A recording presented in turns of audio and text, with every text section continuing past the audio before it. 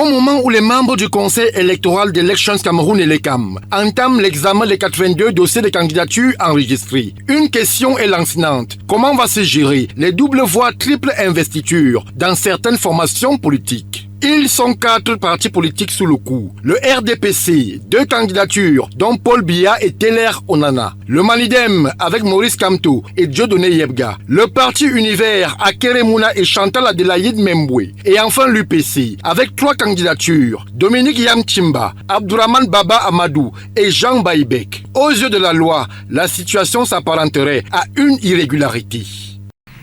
Dans ce que nous appelons les doublons de candidature, il faut distinguer ceux qui sont effectivement mandatés par leur parti politique, parce que c'est cela le problème.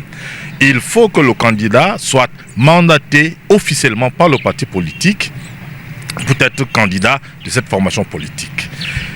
Alors, s'il y a des candidatures qui sont mandatées par la formation politique, ce qu'exige la loi, il n'y a donc pas de possibilité de doublon, dans le sens où un parti politique n'a pas de pouvoir ou n'a pas le droit de mandater plus d'un candidat à l'élection présidentielle. Une situation sujette à confusion, dont l'interprétation des textes régissant les partis politiques sont quelquefois manipulés à des fins politiciennes. Il est important qu'on insiste sur la loi, parce qu'il faut que ce soit la norme qui prévale au moment où l'on va décider de qui est candidat ou pas.